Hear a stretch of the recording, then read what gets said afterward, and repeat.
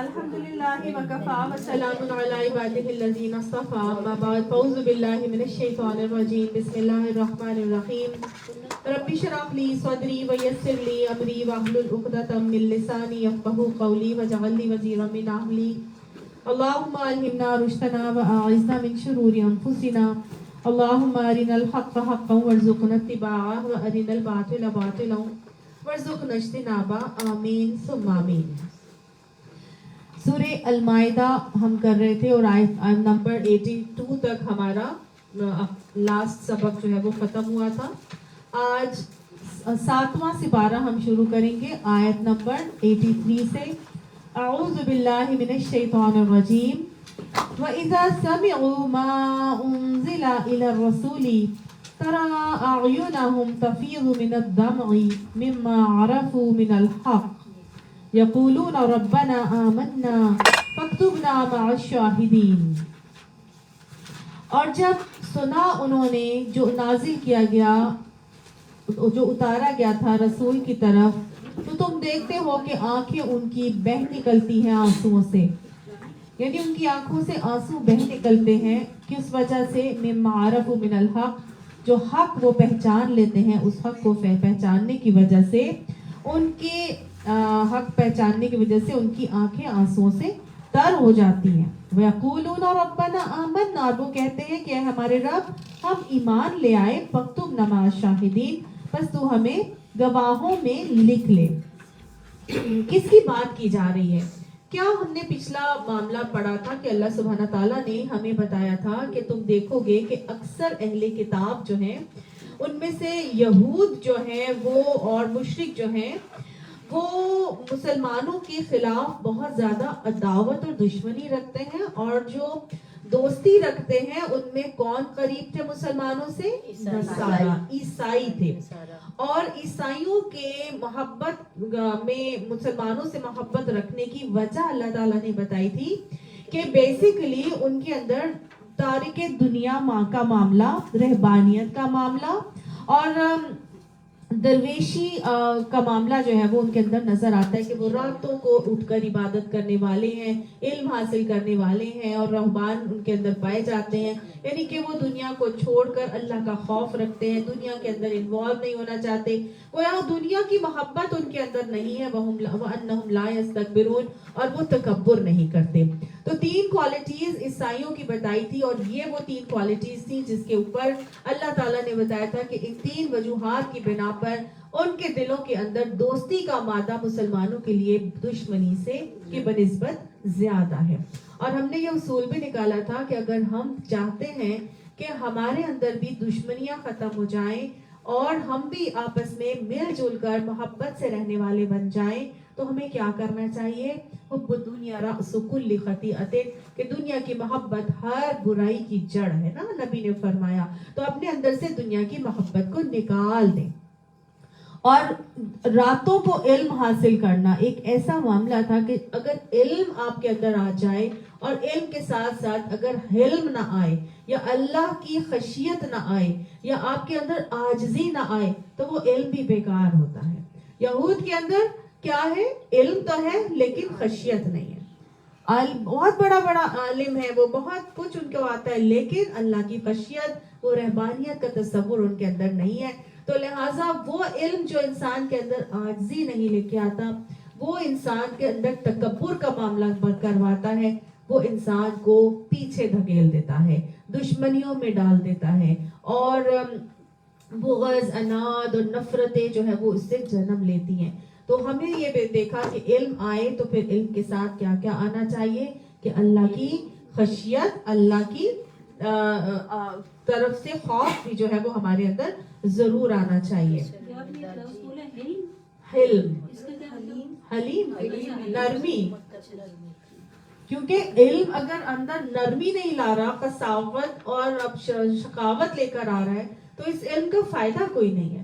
اور وہ سخاوت یعنی قساوت یعنی سختی دلوں کی اگر آتی ہے، وہ کب آتی ہے؟ جب آپ کے دل کے اندر دنیا کی محبت ہو اور تکبر بھرا ہوا ہو۔ اور ہم نے دیکھا کہ واقعی میں شیطان کے اندر آیا تھا نا یہ، حالانکہ بہت بڑا عالم تھا وہ، اللہ کو جانتا تھا, عارف بھی تھا, عبادت گزار بھی تھا, لیکن کیا تھا, تکبر سے بھرا پڑا تھا. تو وہی تکبر اس کو اللہ کی نافرمانی کی طرف لے گیا تھا.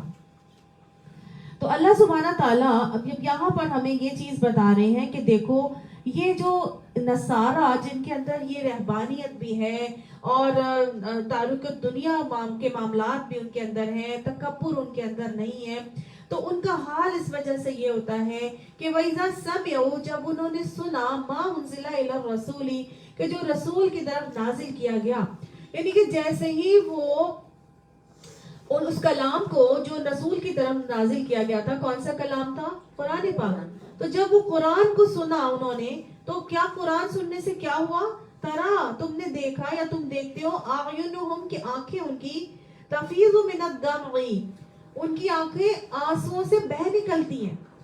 کیوں, کس وجہ سے آنکھوں سے آنسو بہنے شروع ہو جاتے ہیں قرآن کو سننے کے بعد, مما عرفوا من الحق, کیونکہ وہ حق کو پہچان جاتے ہیں. آپ یاد رکھیے, یاد کر لیجئے, کیا ہم نے تکبر کی ڈیفینیشن پڑھی تھی, بطر الحق و غمط الناس, کہ حق کا انکار کرنا اور لوگوں کو حقیر سمجھنا. تو وہ تو تکبر ہے ہی نہیں. تو جیسے ہی حق ان کے سامنے آتا ہے وہ کیا کرتے ہیں, بطر الحق نہیں کرتے, بلکہ حق کو غمط الناس, غمط الناس, یعنی کہ جب ان کے پاس حق آتا ہے تو وہ فوراً حق کو پہچان کے ایکسپٹ کر لیتے ہیں, بطر الحق نہیں کرتے نا, تکبر سے عاری ہوتے ہیں. تو تکبر کرنے والا حق کو پہچاننے کے بعد کبھی بھی نہیں ایکسپٹ کرے گا, ہمیشہ بطر الحق کرے گا. لیکن عیسائی تکبر سے عاری ہونے کی وجہ سے حق کو پہچان کر فوراً حق کو ایکسپٹ کر جاتے ہیں. تو اگر ہم چاہتے ہیں کہ ہم بھی جب اللہ تعالیٰ کی آیات ہمارے سامنے پڑھی جائیں, سنائی جائیں, تو ہمیں بھی کیا کرنا چاہیے, ہمیں بھی حق کو فوراً ایکسپٹ کرنا چاہیے. اور وہ اسی وقت ہوگا جب ہمارے دلوں کے اندر سے تکبر نکل جائے گا, ہمارے دلوں کے اندر سے دنیا کی محبت نکل جائے گی. کس نے کیا تھا ایسے, کون ہے جو اس طرح سے معاملات ہوئے, کس نے اس طرح کے معاملات کیے تھے؟ بالکل صحیح بات ہے, نجاشی کا خاص طور سے یہاں پر تذکرہ کیا جا رہا ہے. آپ صلی اللہ علیہ وسلم کو نصارہ کی اس خصوصیت یا ان خصوصیات کا علم تھا. تو آپ صلی اللہ علیہ وسلم نے دیکھا کہ جب 5 نبوی میں مسلمانوں کے اوپر ظلم و تشدد بہت زیادہ بڑھ گیا اور ان کا جینا وہاں پر دوبھر کر دیا گیا, تو آپ صلی اللہ علیہ وسلم نے صحابہ کرام کو سجیشن دیا اور ان کو کہا کہ تم لوگ ایسا کرو کہ تم یہاں پر جاؤ, حبشہ کے اندر جو بادشاہ ہے وہ عیسائی بادشاہ ہے, اور عیسائی بیسیکلی ان صفات کے حامل ہوتے ہیں. مسلمانوں کے ساتھ ان کے دلوں کے اندر محبت کا جذبہ باقی کے مقابلے میں زیادہ ہوتا ہے, لہٰذا تم لوگ ایسا کرو کہ یہاں سے نقل مکانی کر کے, ہجرت کر کے حبشہ چلے جاؤ. اور آپ صلی اللہ علیہ وسلم نے کچھ صحابہ کرام کو حبشہ جانے کے لیے حکم صادر کر دیا, اور اس حبشہ کی ہجرت میں آپ صلی اللہ علیہ وسلم کی اپنی بیٹی حضرت رقیہ حضرت عثمان کے ساتھ شامل تھی, اور وہ لوگ اس میں مہاجر بنے. تو آپ صلی اللہ علیہ وسلم نے خاص طور سے یہاں پر بلکہ فرمایا کہ ان کے بارے میں کہ حضرت ابراہیم اور حضرت لوط علیہ السلام کے بعد یہ پہلا گھرانہ ہے جس نے اللہ کی راہ میں ہجرت کی ہے. تو پہلی ہجرت حبشہ کے اندر 12 مرد اور 4 عورتیں جو ہیں وہ ہجرت کر کے حبشہ کی طرف گئے تھے. سمجھ آئی؟ تو ہوا یہ تھا کہ جب معاملات بہت خراب ہو گئے تھے تو اللہ کی طرف سے یہ کیسے نبی صلی اللہ علیہ وسلم نے حکم دیا ہجرت کر لیں, کیونکہ سورہ کہف نازل ہو چکی تھی اور سورہ کہف میں ہجرت کی طرف اشارہ کر دیا گیا تھا. ٹھیک ہے, حضرت رقیہ حضرت عثمان غنی کی بات ہو, جی ہاں جی, پہلی ہجرت حبشہ میں وہ لوگ ساتھ ہی گئے تھے. تو سورہ کہف میں اللہ تعالیٰ نے مسلمانوں کو یہ اشارہ کر دیا تھا کہ اللہ کی زمین وسیع ہے, تو لہٰذا تم کیا کرو کہ تم تنگ نہیں ہے, تم آرام سے جا کے ہجرت کر سکتے ہو. اور اس کے بعد اللہ تعالیٰ نے یہ بھی فرمایا تھا کہ جن لوگوں نے اس دنیا میں اچھائی کی ان کے لیے اچھائی ہے اور اللہ کی زمین کشادہ ہے, صبر کرنے والوں کو ان کا اجر بلا حساب دیا جائے گا. اچھا, وہاں کا جو بادشاہ تھا اس کا نام تھا اسمہا. کیا نام تھا؟ اسمہا. ٹھیک ہے, اسمہا نجاشی یہ بیسیکلی ایک حبشہ کا بادشاہ تھا. تو آپ سے نے کہا یہ عادل بادشاہ ہے, کسی پر ظلم نہیں کرتا, تو وہاں پر کسی پر ظلم ہوتا بھی نہیں ہے, لہٰذا تم لوگ کیا کرو, تم اپنے دین کی حفاظت کے لیے دوسری سرزمین پر چلے جاؤ. یہ سب لوگ وہاں پر نکلے اور پہنچ گئے اور وہاں پہ اپنا قیام کرنا شروع کر دیا. انہی دنوں پھر کیا ہوا کہ اللہ سبحانہ تعالیٰ نے مختلف صورتیں نازل ہو رہی تھی. تو ایک دن نبی صلی اللہ علیہ وآلہ وسلم خانہ کعبہ میں موجود تھے کہ آپ صلی اللہ علیہ وآلہ وسلم قریش کے بہت بڑے مجمع کے سامنے سورہ نجم کی تلاوت کرنا شروع ہو گئے. سورہ نجم جب آپ صلی اللہ علیہ وسلم پڑھے جا رہے تھے تو پڑھتے اس کے اندر کچھ آیات آئیں کہ اس میں یہ آ رہا تھا کہ اس قرآن کو مت سنو اور اس میں خلل ڈالو اور ادھم مت مچاؤ تاکہ تم غالب رہو, یعنی کہ یہ لوگ تمہیں ایسی باتیں کرتے ہیں. اور جب ان کے کانوں میں اس طرح کی باتیں آئیں کہ نبی صلی اللہ علیہ وسلم یہ کیا پڑھ رہے ہیں, تو فوراً کانوں کو اس طرف انہوں نے متوجہ کیا, غور سے سننا شروع ہوئے. تو الفاظ آئے سورہ نجم کے اندر, پہلے لات اور عزا کا تھوڑا سا تذکرہ ہوا, اور اس کے بعد اللہ کے نبی نے اپنی زبان مبارک سے آیات میں یہی تھا کہ فَاسْجُدُوا لِلَّهِ وَاعْبُدُوا, کہ اللہ کے لیے سجدہ کرو اور اس کی عبادت اور بندگی کرو. یہ کہہ کے نبی صلی اللہ علیہ وآلہ وسلم فوراً سجدہ ریز ہو گئے. جیسے ہی نبی صلی اللہ علیہ وآلہ وسلم سجدہ ریز ہوئے, سارے کا سارا قریش کا مجمع جو غور سے کان لگا کے سن رہا تھا کہ یہ بول کیا رہے ہیں, وہ بھی اتنے زیادہ ان الفاظ میں مسحور ہو کر گم ہو گئے کہ انہوں نے وہی عمل کر لیا جو نبی صلی اللہ علیہ وآلہ وسلم نے کیا تھا. صرف اور صرف ایک شخص تھا جو اس نے اپنا نہیں کیا تھا, اور اس نے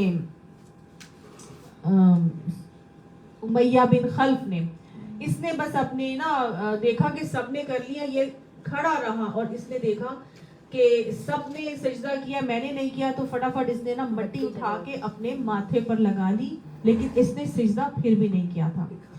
جیسے ہی سب سجدے سے اٹھے تو ایک دم سب کو معاملہ ایسا فیل ہوا کہ جیسے سارے کے سارے مشرکین مکہ نے اسلام قبول کر لیا ہے, اور اللہ کے نبی کے کہنے پر کہ فَاسْجُدُوا لِلَّهِ وَاعْبُدُوا, کہ اللہ کے لیے سجدہ کرو اور اس کی بندگی کر لو, تو سب نے بندگی اختیار کر کے اسلام قبول کر لیا. یہ بات جنگل میں آگ کی طرح پھیل گئی, اور ہجرت حبشہ والے جو افراد وہاں گئے تھے ان تک بھی پہنچ گئی کہ مشرکین مکہ نے سب لوگوں نے اسلام قبول کر لیا. تو وہ پہلی ہجرت حبشہ کے جتنے افراد 12 کے 12 گئے تھے وہ واپس آ گئے, وہ سب واپس آ گئے. جب واپس آئے تو پتا چلا ایسا تو کوئی معاملہ نہیں ہوا تھا, کیونکہ مشرکین مکہ تھوڑی دیر کو سٹ پٹ آ گئے کہ یہ ہم سے کیا ہو گیا, اور انہوں نے اپنے آپ کو جسٹیفائی کرنے کے لیے یہ کہنا شروع کر دیا کہ کیونکہ نبی صلی اللہ علیہ وآلہ وسلم نے ابھی ان الفاظ سے تھوڑی دیر پہلے لات اور عزا کا ذکر کیا تھا, تو ہم نے سوچا کہ آپ نے ہماری دیویوں کو اپنا معبود بنا لیا ہے, تو لہٰذا آپ نے ہمارا دین قبول کر لیا, تو لہٰذا ہم نے آپ کی بات کو اس طرح سے مان لیا تھا, ادروائز ہم نے تو ایسا کوئی معاملہ نہیں کیا تھا. جبکہ اصل بات کیا تھی کہ قرآن کے الفاظ میں تاثیر ہی اتنی ہے کہ جو بھی سنتا ہے اس کے صحت میں مبتلا ہوئے بغیر رہ نہیں سکتا. تو بس ان کی ڈھٹائی تھی اور ہٹ دھرمی تھی. پھر آپ صلی اللہ علیہ وآلہ وسلم نے جتنے بھی صحابہ کرام گئے تھے وہ وہیں پر رہائش پذیر ہو گئے مکہ میں دوبارہ آ کے, لیکن مشرکین مکہ نے اور زیادہ عقوبتیں ان کے اوپر ٹارچرز دینا شروع کر دیے اور ان کا رہنا دو بھر کر دیا, کہ الٹیمیٹلی نبی صلی اللہ علیہ وآلہ وسلم کو دوبارہ انہیں کہنا پڑا کہ اب آپ ایسا کریں کہ یہ جگہ چھوڑ کر چلے جائیں, یہ جگہ اس قابل نہیں ہے کہ آپ لوگ یہاں پر اپنی اسلام کی پریکٹس آسانی کے ساتھ کر سکیں. تو لہٰذا نبی اکرم صلی اللہ علیہ وآلہ وسلم نے انہیں دوبارہ اسی جگہ ہجرت کرنے کا حکم دیا. ٹھیک ہے, اچھا جب دوبارہ ہجرت کرنے کا حکم دیا تو اس گروپ کے اندر 75 افراد، تو کچھ جگہوں پر آتا ہے کہ 82 افراد تھے. تو یہ سب کے سب جو ہیں وہ اپنے اپنے گھرانوں کے ساتھ حبشہ کی طرف ہجرت کر لیتے ہیں. اب جب یہ پورا کا پورا ٹولہ نکل کے گیا، اتنے افراد گئے، تو مشرکین مکہ کو مصیبت پڑ گئی کہ یہ کہاں سے کہاں چلے گئے. انہوں نے 2 عقل مند اپنے لوگوں کو، ایک تو ربیہ بن کعب نام تھا، عبداللہ بن ربیہ، اور دوسری جو تھا وہ عمرو بن عاص. عمرو بن العاص جو تھے بعد میں انہوں نے اسلام قبول کر لیا تھا. یہ بڑے چرب زبان تھے، بڑے ایلوکوینٹ تھے، بات کرنے میں دوسرے کو ہرا دینے والے تھے، ایسے تھے. ان دونوں کو جو ہے مشرکین مکہ نے پیچھے سے بھیجا کہ جاؤ اور جا کے یہ جدھر گئے ہیں ادھر سے جا کے ان کو واپس لے کر آؤ. اچھا پچھلی دفعہ جو ہجرت ہوئی تھی تو ہجرت پچھلی دفعہ کے بھی 12 افراد کا ذکر جو ہے لوگوں کو پتہ چل گیا تھا اور انہوں نے پیچھے بھیجا تھا. لیکن ان کی خوش قسمتی یہ تھی کہ جب وہ جدہ کے ساحل تک پہنچے تو جہاز نکل چکا تھا. ابھی اس دفعہ بھی ایسے ہی ہوا کہ جب یہ وہاں پر پہنچے اور پیچھے سے جو دوسرے افراد، یہ عمرو بن العاص اور عیاش، یہ ربیہ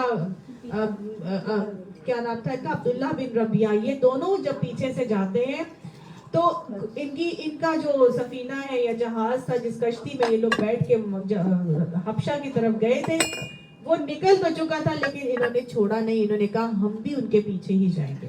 تو لہٰذا یہ ان کے پیچھے سے وہاں پر پہنچ گئے. پہلے جب پہنچنے والے جو ہجرت حبشہ کا جو ٹولہ تھا 82 افراد پر مشتمل، جب یہ وہاں پر گیا حبشہ میں جا کے انہوں نے وہاں رہائش اختیار کر لی، سکونت اختیار کر لی، بہت سکون سے رہنے لگے.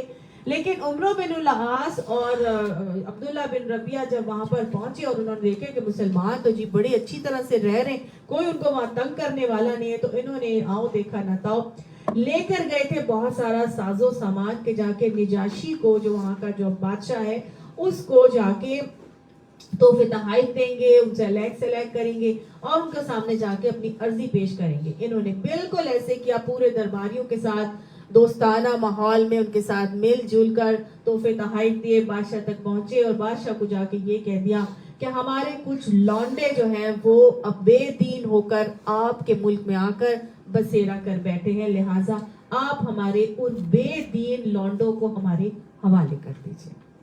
تو ہم چاہتے ہیں کہ وہ ہمیں واپس کر دیں، کیونکہ وہ انہوں نے ایک ایسا دین اختیار کر لیا ہے جو نہ آپ کی طرح کا ہے نہ ہماری طرح کا دین ہے. وہ علیحدہ ہی کوئی دین ہے اور وہ اس دین کے اوپر چل رہے ہیں. اور وہ دین ایسا ہے کہ جس کی وجہ سے وہ ماں باپ کو اپنی اولاد سے اور اولاد کو ماں باپ سے، بھائی کو بہن سے اور بہن کو بھائی سے، اس طرح سے آپس میں ہی قطع تعلقی کا معاملہ کروا دیتے ہیں. تو آپ نہ خدارہ ان کو بے دین ہونے سے بچا لیں اور ہمارے حوالے کر دیں. اب ایک عام بندہ تو سن کے یہی کہے گا کہ ہاں یہ کیا معاملہ ہو گیا، اس طرح تو بالکل نہیں ہونا چاہیے، یہ کیا ایتھیسٹ ہو گیا یا ایک یہ بے دین ہو گیا. لیکن نجاشی بہت سینسیبل انسان تھا اور اس نے کہا کہ ٹھیک ہے، جو بھی لوگ ہیں ان کو، جو لوگ آئیں یا میرے ملک میں، ان کو لے کر میرے سامنے حاضر کیا جائے. جب ان لوگوں تک بات پہنچی مسلمانوں تک تو انہوں نے آپس میں ڈر گئے، پریشان ہو گئے کہ یہ نہ ہو کہ ہمیں ان کے حوالے کر دیا جائے تو کیا کیا جائے. تو انہوں نے سب نے مل کر، حضرت ام سلمہ بتاتی ہیں کہ ہم نے سب نے مل کر یہ پلان کیا کہ ہمارا جو لیڈر ہوگا نا، جو آگے جا کے نجاشی سے بات کرے گا، وہ حضرت جعفر ہوں گے. حضرت جعفر کون تھے؟ حضور صلی اللہ علیہ وسلم کے چچا زاد بھائی تھے، حضرت علی کے بھائی تھے، یہ بھی اس میں شامل تھے. تو ان سب نے مل کے میوچولی یہ پلان کیا کہ ہماری طرف سے بولنے والا حضرت جعفر ہوں گے، وہ جا کے نجاشی سے بات چیت کریں گے اور ہم سارے ان کے ساتھ ہوں گے. ظاہر ہے حکم بھی یہی ہے کہ جب بھی کوئی جماعت ہو ان میں سے ایک لیڈر بنا لیا جائے اور وہ جو بھی کہے گا وہ پوری جماعت کی زبان سمجھی جائے گی. تو اب جب وہاں پر پہنچے تو نجاشی نے پوچھا ان سے، اور نجاشی نے کہا کہ بھائی یہ مجھے بتاؤ کہ میں نے یہ سنا ہے کہ تم نے کوئی ایسا دین اختیار کر لیا ہے، یہ کون سا دین ہے جس کی بنیاد پر تم نے اپنی قوم سے علیحدگی اختیار کر لی ہے، لیکن میرے دین میں بھی داخل نہیں ہوئے اور نہ ہی ان ملتوں میں سے کسی کے دین میں داخل ہوئے ہو. तो हज़रत जाफर ने कहा कि ए बादशाह, हम ऐसी कौम थे जो जाहिलियत में मुब्तला थी. आप अल्फाज सुने, कितने खूबसूरत अल्फाज में उन्होंने बोला कि हम ऐसी कौम थे जो जाहिलियत में मुब्तला थे.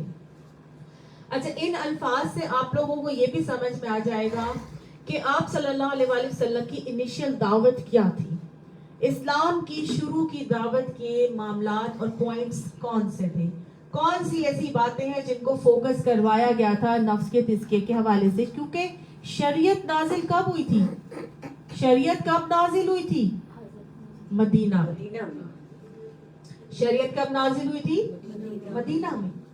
तो मक्का में 13 साल तक नबी सल्लल्लाहु अलैहि वसल्लम क्या सिखा रहे थे, कौन सी बातें बता रहे थे. इन बातों को नोट करके अपने पास अपने पल्लू से बांध लीजिए. जिस चीज की ट्रेनिंग नबी सल्लल्लाहु अलैहि वसल्लम ने 13 साल दी थी, अगर ये बातें हमारे अंदर आ जाएगी तो फिर शरीयत के ऊपर चलना हमें बिल्कुल मुश्किल नहीं लगेगा. समझ आई सिर्फ कुरान उतरना शुरू हुआ जी. और कौन सी सूरतें आई थी, मक्की सूरतें. और मक्की सूरतें जो आई थी उसमें कौन सी चीजें सिखाई जा रही थी, अकायद सिखाए जा रहे थे. और अकायद क्या थे, अकीदा तौहीद, अकीदा रिसालत, अकीदा किताब, अकीदा आखिरत, यही सिखाया जा रहा था ना. और भी तो कुछ सिखा रहे होंगे ना, सिर्फ अकीदा सिखा दिया, तौहीद, रिसालत और आखिरत, उसके साथ साथ और भी कुछ सिखाया जा रहा था. वो क्या था, तो वो देख लीजिएगा कि ये वो बातें हैं जो नबी सल्लल्लाहु अलैहि वसल्लम ने सिखाई. 5 नबूवत का टाइम है, 3 नबवी तक तो आप सल्लल्लाहु अलैहि वसल्लम खामोश दावत दीन देते रहे थे, खामोश तबलीग हो रही थी. जस्ट फ्यू, मुट्ठी भर मुसलमान बने थे. लेकिन जब हुक्म आया था ना कि अंज़िर अशीरतकल अक़रबीन, अभी पीछे हमने उसकी पढ़ी है, बल्लिग़ मा उन्ज़िला इलैका मिन रब्बिक, फिर आप सल्लल्लाहु अलैहि वसल्लम उठे और आपने एलानिया दावत देनी शुरू की. और कितने साल बने, 2 साल मजीद. 3 पहले खामोश में, 2 साल अभी, क्योंकि 5 नबूवत का टाइम है. क्या ट्रेनिंग दी जा रही है, इन अल्फाज को गौर से समझ लीजिए, याद कर लीजिए, लिख लीजिए और इनको अपनी लाइफ में लाना शुरू कर दीजिए. इंशाअल्लाह जब ये चीजें हमारे अंदर आएंगी तो शरीयत थामना हमें मुश्किल नहीं लगेगा. बात यह है कि हम बेसिक से ही बहुत दूर हैं, हम बेसिक से दूर हैं. हम कहते हैं बस बाकी पढ़ ले चीजें, बाकी चीजें कर ले, रमजान रोजे रख ले, हज कर ले, नमाजें पढ़ ले, सारा कुछ कर ले, ज़कात दे दे, बस हम तो बहुत अच्छे पक्के मुसलमान हो गए. वो अरकान इस्लाम है, वो तो बुनियादें हैं, वो तो जरूरी है, वो तो करनी ही करनी है. लेकिन अच्छा इंसान बनना बहुत जरूरी है. और वो आप सल्लल्लाहु अलैहि वसल्लम क्या फरमा रहे हैं, उनको हजरत जाफर ने आगे से कहा कि हम ऐसी कौम थे जो जाहिलियत में मुब्तला थी. हम बुत पूजते थे, मुर्दार खाते थे, बदकारियां करते थे. हम भी तो करते हैं, हम भी तो करते हैं ये सब कुछ. क्या हम बुतों को नहीं पूजते, क्या हम कब्रों को नहीं जाते, क्या हम फैशनों के बुतों को नहीं पूजते, क्या हम रस्म रिवाज के बुतों को नहीं पूजते, क्या हम अपनी औलादों, अपने शौहरों के, वालिदैन, बहन भाइयों के, दोस्तों के हम बुतों को नहीं पूजते. मुर्दार खाते थे, बदकारियां करते थे, कराबतदारों से ताल्लुक तोड़ते थे, हमसायों से बदसलूकी करते थे, और हम में से ताकतवर कमजोर को दबा रहा था, ताकतवर कमजोर को खा रहा था. हम भी खा रहे हैं, हम भी ये सारी चीजें कर रहे हैं. हम इसी हालत में थे कि अल्लाह ने हम ही में से एक रसूल भेजा. उसकी आली नस्बी, सच्चाई, अमानत और पाक दामनी हमें पहले से ही मालूम थी. सादिक और अमीन कहलाते थे ना नबी सल्लल्लाहु अलैहि वसल्लम. पाक दामन भी थे, आला नस्ब कुरैश से ताल्लुक रखते थे, सादिक और अमीन भी थे. उसने हमें अल्लाह की तरफ बुलाया और हम समझाया कि हम सिर्फ एक अल्लाह को माने और उसी की इबादत करें, और उसके सिवा जिन पत्थरों और बुतों को हमारे बाप दादा पूजते थे उन्हें छोड़ दें. उसने हमें सच बोलने, अमानत अदा करने, कराबत को जोड़ने, पड़ोसी से अच्छा सलूक करने, हराम कारी और खून रेजी से बाज रहने का हुक्म दिया. क्या करने का हुक्म दिया? सच बोले, अमानत में खयानत ना करें बल्कि अमानत को अदा करें, आपस के रिश्तों को, ताल्लुकात यानी कराबतदारों को जोड़े, सिला रहमी करें और पड़ोसियों के साथ अच्छा सलूक करें, हराम ना खाएं और एक दूसरे को आपस में कत्ल ना करें। इसका हुक्म दिया नबी सल्लल्लाहु अलैहि वसल्लम ने। फवाहिश में मुलव्विस होने, झूठ बोलने, यतीम का माल खाने, पाक दामन औरतों पर झूठी तोहमत लगाने से मना किया। माशरे का हाल देख रहे हैं आप, फवाहिश में मुलव्विस नंगे होके वो तवाफ करते थे खाने काबा का। आज हमारे यहाँ भी औरतें जो है वो नीमूरियाँ हर तरफ नजर आती हैं, वो दुपट्टे तो बिल्कुल ही उतर गए हैं, सरों पे आना तो दूर की बात। और वो शादियों के ब्याहों के अंदर जाके देख लें किस किस्म के फहश मामलात किए जा रहे हैं। झूठ बोलने का तो हाल ये है कि ज़बानें झूठ ऐसे स्लिप होती हैं कि पता ही नहीं चलता कि हमने झूठ बोला था, पता ही नहीं है कि झूठ इतना हमारी आदत बन गया है। और उसके बाद क्या हुआ? यतीम का माल खाना, पाक दामन औरतों पर झूठी तोहमतें लगाना। ये झूठी तोहमतें लगाने के हवाले से भी आप देखें, पहले तो अखबारात आते थे, अब मीडिया, सोशल मीडिया भरा हुआ है। कैसे कैसे वो क्लिप्स आते हैं कि जी फलां की लड़की को बीच में उन्होंने तोहमतें लगा के जलील कर दिया, रुसवा कर दिया। सबको पता है कि फोटोशॉप करके किसी की शक्ल किसी के साथ लगा दिया जाती है और जो सब कुछ और होता है और शक्ल कोई और बना के लगा के झूठ सच मिला के ये सब क्या है? पाक दामन औरतों के ऊपर तोहमत लगाने का रवैया। उस नबी सल्लल्लाहु अलैहि वसल्लम ने क्या कहा? उससे मना किया। उसने हमें ये भी हुक्म दिया कि हम सिर्फ अल्लाह की इबादत करें, उसके साथ किसी को शरीक ना करें।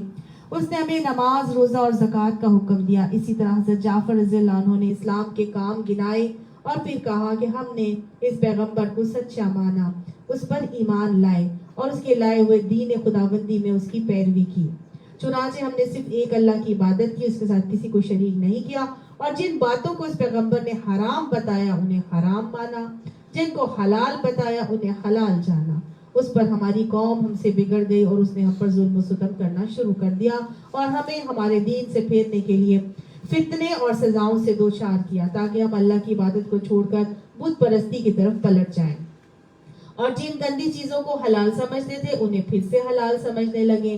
जब उन्होंने हम पर बहुत कहर और जुल्म किया, जमीन तंग कर दी और हमारे दरमियान और हमारे दीन के दरमियान रुकावट बनकर खड़े हो गए, तो हमने आपके मुल्क की राह ली और दूसरों पर आपको तरजीह देते हुए आपकी पनाह में रहना पसंद किया और ये उम्मीद की कि ऐ बादशाह आपके पास हम पर जुल्म नहीं किया जाएगा।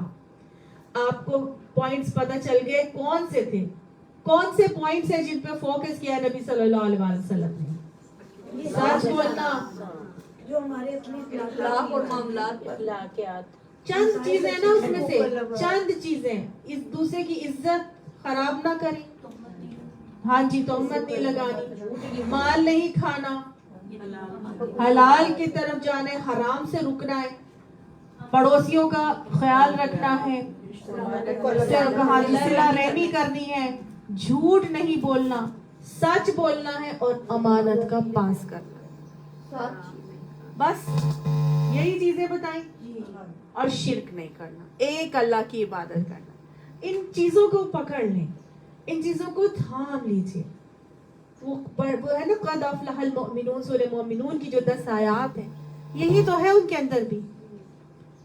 तो ये चीजों को थाम लीजिए और इंशाअल्लाह इनको जब हम थाम लेंगे तो बाकी शरीयत पे चलना हमारे लिए खुद बहुत आसान हो जाएगा। जब ये बात हुई तो नजाशी ने आगे से कहा कि जो तो पैगंबर तुम्हारे लिए लेकर आए हैं, तुम उसमें से कुछ तुम्हें याद है? तो कुछ हिस्सा तुम्हें याद है? उन्होंने कहा जी जी मुझे याद है। तो तुम कुछ सुना सकते हो? उन्होंने कहा बिल्कुल सुना सकता हूँ। क्या सुनाया? उन्होंने सूरह मरियम की, उन्होंने आपस में डिसाइड ही कर लिया था कि जब उन्होंने कुछ पूछा तो आपने हमने ये चीज सुनानी है।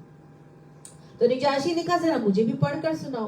उन्होंने सूरह मरियम की इब्तिदाई आयात की तिलावत करना शुरू कर दी। नजाशी और अहले दरबार जो उनके राहिब थे इतना रोए कि उनकी दाढ़ियां तर हो गई और जो उनके पास उनके सहीफे थे बाइबल के वो भी गीले हो गए, इतना वो लोग रोए। اس کے بعد کیا ہوا کہ نجاشی نے کہا کہ یہ کلام اور وہ کلام جو حضرت عیسیٰ علیہ السلام لے کر آئے تھے، یہ دونوں ایک ہی سورس سے نکلے، ایک ہی شمعدان سے نکلے، ایک ہی روشنی سے نکلے. اور اس کے بعد نجاشی نے عمرو بن العاص اور عبداللہ بن ربیعہ کو کہا کہ تم دونوں چلے جاؤ، میں ان لوگوں کو تمہارے حوالے نہیں کروں گا. تو اب عمرو بن العاص اور اس کو ان کے دماغ میں جو ہے پھر وہی شرارت سوجی. انہوں نے کہا کہ اچھا یہ بات ہے، انہوں نے ہمیں نکال دیا. میں ایک ایسی بات کروں گا کل دربار میں جا کے کہ مجال ہی نہیں کہ نجاشی ان کو نہ ہمارے حوالے کرے. اور پھر اگلے دن وہ نجاشی سے پاس جا کے کہنے لگے، عمرو بن العاص نے کہا کہ آپ کو پتا ہے کہ یہ آپ کی حضرت عیسیٰ جو علیہ السلام ہے ان کے بارے میں کیا عقیدہ رکھتے ہیں، اور حضرت مریم علیہ السلام کے بارے میں کیا عقیدہ رکھتے ہیں، اور بہت بڑی اور غلط بات کہتے ہیں. تو اس پر نجاشی نے دوبارہ سے ان کو بلایا کہ آئیں اور آ کے بتائیں. پھر کہا کہ اس نے پوچھنا تھا نا کہ مسلمان کیا عقیدہ رکھتے ہیں. اب مسلمان گھبرا گئے اور انہوں نے طے کیا کہ جو بولیں گے سچ ہی بولیں گے. چنانچہ حضرت جعفر نے کیا کہا کہ انہوں نے فرمایا کہ ہم عیسیٰ علیہ السلام کے بارے میں وہی بات کہتے ہیں جو ہمارے نبی لے کر آئے، یعنی عیسیٰ اللہ کے بندے، اس کے رسول ہیں، اس کی روح ہے، اور اس کا وہ کلمہ ہے جسے اللہ نے کنواری پاک دامن حضرت مریم علیہ السلام کی طرف القاء کیا تھا. اس پر نجاشی نے زمین سے پڑا ہوا تنکا اٹھایا اور بولا کہ خدا کی قسم تم نے جو کچھ کہا ہے، حضرت عیسیٰ علیہ السلام اس تنکے سے زیادہ برابر نہ زیادہ تھے نہ کم تھے. اور پھر انہوں نے نجاشی سے کہا کہ چاہے تم لوگ جو مرضی کہہ لو، میں ان کو تمہارے حوالے نہیں کروں گا، تم لوگ جا سکتے ہو واپس، اور ان کو وہاں پہ رہنے کی اجازت دے دی. تو یہاں پر جو یہ معاملہ ہوا تھا، وہ ان کے جو ساتھی تھے تمام کے تمام لوگ حق کو پہچان گئے، اور حق کو پہچاننے کے بعد ان کا معاملہ کیا ہوا تھا کہ ان کی آنکھوں سے آنسو جاری ہو گئے. یہ وہی بات ہے کہ جب حضور صلی اللہ علیہ وآلہ وسلم کے اوپر وحی آئی تھی تو حضور کو حضرت خدیجہ الکبریٰ کہاں لے کر گئی تھی؟ ورقہ بن نوفل کے پاس. اور وہاں پر بھی انہوں نے سن کر کیا کہا تھا کہ یہ وہی ناموس ہے جو حضرت موسیٰ علیہ السلام کے پاس آتا تھا. پہچان گئے تھے نا، کوئی سختی کوئی ہردر بھی نہیں کی تھی. تو نجاشی نے بھی بالکل ایسے ہی معاملہ کیا. تو اسی کا تذکرہ جو ہے تمام لوگوں کی یہ متفقہ رائے ہے کہ یہ آیات جو ہے یہ خصوصی طور پر نجاشی کے لیے نازل ہوئی ہیں. اور کئی لوگ ایسے ہیں کہ جو واقعی قرآن کو سننے کے بعد ان کا معاملہ ایسے ہی ہوتا ہے کہ ان کی آنکھوں سے آنسو بہہ نکلتے ہیں. ڈفرینٹ لوگوں کے ڈفرینٹ وجوہات سے آنکھوں سے آنسو بہتے ہیں. کچھ لوگ ایسے ہوتے ہیں کہ قرآن سنتے سنتے ان کو اپنا ہی کوئی تکلیف یاد آ جاتی ہے اور وہ آنسو سے آنکھیں تر ہو جاتی ہے اور وہ رونا شروع ہو جاتے ہیں. اپنی کوئی تکلیف، اپنا کوئی غم یاد آتا ہے، ان کی بھی آنسو بہنے لگ جاتے ہیں. کچھ لوگ وہ ہوتے ہیں کہ جو قرآن کے اندر سحر ہی اتنا زیادہ ہے، اللہ کا کلام ہی اتنا خوبصورت ہے کہ اس کے کلام کی تاثیر سے متاثر ہو کر ان کی آنکھوں سے آنسو بہہ نکلتے ہیں. کچھ اس کے پڑھنے والے کی پڑھنے کی خوبصورتی کی وجہ سے ایسے دل کے اوپر اثر کرتا ہے کہ وہ آنسو نکل آتے ہیں. لیکن کچھ لوگ وہ ہوتے ہیں جو قرآن کو سمجھنے کے ساتھ حق کو پہچان جاتے ہیں اور ان کو یہ سمجھ میں آ جاتا ہے کہ یہ کلام جو ہے نا، یہ کوئی عام کلام نہیں ہے، یہ ایک خاص کلام ہے جو اللہ کا کلام ہے اور اس جیسا کوئی اور دوسرا کلام ہو ہی نہیں سکتا. تو اصل چیز کیا ہے؟ مما عرفوا من الحق. آنکھوں سے جو آنسو کا جاری ہونا ہے وہ اس وجہ سے جاری ہونا چاہیے کہ حق کو پہچان کر آنکھوں سے آنسو نکل آئے. اصل بات یہ تو قرآن میں آتا ہے نا، وَإِذَا تُلِيَتْ عَلَيْهِمْ آيَاتِهِ زَادَتْهُمْ ایمانا وَجِلَتْ قُلُوبُهُمْ. جب ان کے اوپر قرآن کی آیات پڑھی جاتی ہیں تو ان کا ایمان بڑھ جاتا ہے اور ان کے دل لرزنے لگتے ہیں. خروا سجدا وبکیا، اور وہ نیچے زمین میں گر جاتے ہیں، سجدہ ریز ہو جاتے ہیں اور زار زار رونے لگتے ہیں. یہ معاملہ ہونا چاہیے انسان کا کہ جب قرآن کی آیات اس کے سامنے پڑھی جا رہی ہوتی ہے تو اس کے اندر خوف اور خشیت کا معاملہ ایسا ہونا چاہیے کہ وہ ایک دم سے وہ اللہ کی آیات کو پہچان کر حق جان کر اور فوراً سجدہ ریز ہو جائے, اللہ کی کبریائی اس کے دل میں آ جائے. قرآن میں ایک اور جگہ آتا ہے کہ وَإِن مِّنْ أَهْلِ الْكِتَابِ لَمَن يُؤْمِنُ بِاللَّهِ وَمَا أُنزِلَ إِلَيْكُمْ وَمَا أُنزِلَ إِلَيْهِمْ خَاشِعِينَ لِلَّهِ کہ اہل کتاب میں کچھ لوگ ایسے ہیں کہ وہ اللہ پر ایمان لاتے ہیں اور اس پر بھی ایمان لاتے ہیں جو ان کی طرف تمہاری طرف اے نبی نازل ہوا, اور اس پر بھی ایمان لاتے ہیں جو ان کی طرف یعنی تورات انجیل نازل ہوئی تھی, اور وہ اللہ سے ڈرتے ہیں, وہ اللہ سے ڈرنے والے ہوتے ہیں. یعنی کہ اہل کتاب میں لوگ ایسے ہیں جو اللہ پر ایمان لانے والے, اپنی کتابوں پر قرآن پر ایمان لانے والے, اور اللہ کے خوف ان کے دل میں ہوتا ہے. یہی بات سورہ زمر میں اللہ تعالیٰ فرماتے ہیں آیت نمبر 23 میں.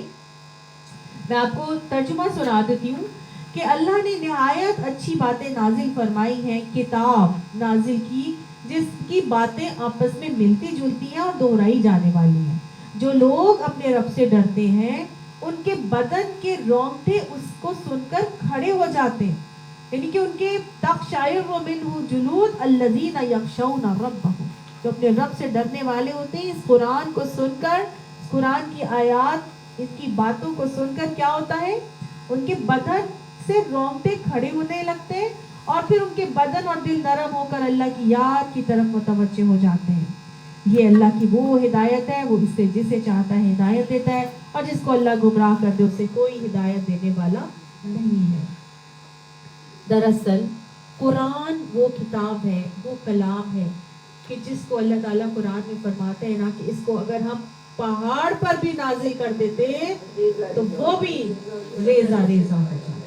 اللہ کی خشیت کی وجہ سے, خوف کی وجہ سے کیا ہوتا, ریزہ ریزہ ہو جاتا. تو ایمان والوں کا واسطہ, مطلب آپ کو بتایا نا معاملہ کیا ہوتا ہے کہ ان کا تو ایمان بڑھ جاتا ہے, اور بھی آیات کو سن کر جب قرآن کی آیات پڑھی جاتی ہے ایمان بڑھتا ہے, دل لرزنے لگتے ہیں, رونگٹے کھڑے ہو جاتے ہیں, اللہ کو زار زار روتے ہیں, سجدہ ریز ہو جاتے ہیں. اور سورہ حدید میں اللہ تعالیٰ نے نصیحت کر دی کہ کیا ایمان لانے والوں کے لیے ایسا وقت نہیں آیا کہ ان کے دل اللہ کے ذکر سے جھک جائیں, اور اہل کتاب کی طرح نہ ہو جاؤ جن کے دل سخت ہیں اور ان میں سے اکثر فاسق ہیں. زیادہ تر ان میں سے ایسے لوگ ہیں کہ قرآن کی آیات سنی جا رہی ہیں, پڑھی جا رہی ہیں, لیکن کیا ہے, کوئی اثر نہیں ہوتا. جن میں اندر فسق و فجور بہت زیادہ ہوتا ہے ان کو اس قرآن کی آیات سے کوئی فرق نہیں پڑتا.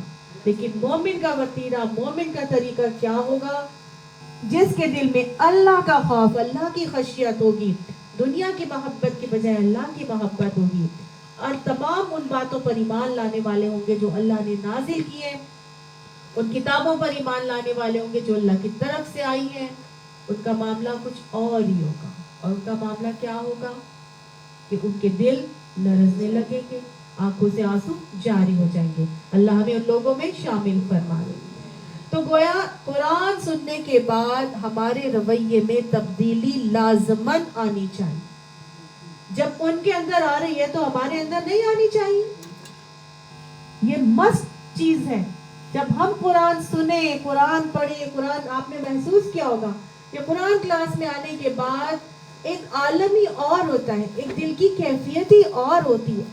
دل لرزنے بھی لگتے ہیں, ہماری خشیت بھی ہمارے اندر آنے لگتی ہے, رونگٹے بھی کچھ باتوں سے کھڑے ہونے لگتے ہیں. لیکن پھر جب ہم واپس چلے جاتے ہیں تو پھر ہم وہیں کے وہیں کھڑے ہو جاتے ہیں. اللہ تعالیٰ ہمیں دل کی مزید نرمی عطا فرمائے, قرآن کو اپنا ساتھی بنانے کی, اس کو اپنا دوست بنا کر ساری زندگی اس کے ساتھ چلنے کی توفیق عطا فرمائے. جتنا پڑھے اس کو اپنے عمل میں ڈھالتے چلے جائیں. یہ رویہ, یہ تبدیلی ہمارے اندر ہونا بھی لازمن ہے, ہونا چاہیے. اور جب آتی ہے تبدیلی تو اس تبدیلی کو ایسے نہیں ہے کہ بس تبدیلی آ گئی، اب میں نے سوچ لیا کہ قرآن کلاس میں اب تو میں یہ کروں گی، اب میں ایسے کروں گی، اب میں ہمیشہ قرآن بھی پڑھوں گی، اب میں جماعت کے لیے نماز بھی پڑھنے جایا کروں گی، اور اب میں راتوں کو قیام بھی کیا کروں گی، اور اب میں اب رمضان کے روزے بھی رکھوں گی، ہاں آج ہم نے پڑھ لیا کہ جی سچ بولنا ہے، جھوٹ نہیں بولنا، امانت میں خیانت نہیں، ہاں اب میں یہ بھی کروں گی، اب میں وہ بھی کروں گی. صرف سوچ نہیں لینا بلکہ فوراً عملی قدم اٹھانا ہے. اور ان کا عملی قدم کیا ہوتا ہے؟ ان کا عملی قدم ہوتا ہے یقولون، وہ کہتے ہیں، کیا کہتے ہیں فوراً؟ ربنا آمنا، اے ہمارے رب ہم اس بات پر ایمان لے کر آتے ہیں. فوراً ایکسیپٹ کر لیتے ہیں، حقیقت ایکسیپٹ کی، اور حقیقت ایکسیپٹ کرنے کے بعد کیا کہا؟ فاکتبنا مع الشاہدین، تو ہمیں گواہوں میں لکھ لے، گواہی دینے والوں میں ہمیں شامل فرما لے. ہمارا ہر عمل اس بات کی گواہی دینے والا ہو جائے کہ ہم نے تیری مان لی ہے، تیرے رسولوں کی بات مان لی ہے، تیرے احکامات کو تسلیم کر لیا ہے. تو گواہی کیسے دیں گے؟ صرف زبان سے بولیں گے؟ عمل سے ثابت کر کے دکھاتے. تو فوراً اپنی زبان سے اقرار کرتے ہیں، اللہ سے دعائیں کرنا شروع ہو جاتے ہیں، کیونکہ دعائیں کرنا بہت ضروری ہے. آپ صلی اللہ علیہ وسلم ہمیشہ دعا کیا کرتے تھے، یا مقلب القلوب ثبت قلبی علی دینک، اے دلوں کو پھیرنے والے مجھے اپنے دین کے اوپر ثابت قدمی عطا فرما. نبی صلی اللہ علیہ وسلم کو ثبات کی ضرورت تھی کیا؟ اگر ان کو ضرورت تھی اس دعا کی ثابت قدمی کے لیے، تو مجھے اور آپ کو کتنی ضرورت ہے کہ ہم اللہ سے دعائیں کیا کریں کہ اللہ جو آپ نے ہمارے دل کو پھیر دیا ہے تو پھر اس پہ جما دیجئے، اس پہ ثابت قدمی عطا فرما دیجئے. اور یا مصرف القلوب صرف قلبی علی طاعتک، اے دلوں کو پھیرنے والے مجھے اپنی اطاعت کے اوپر پھیر دے.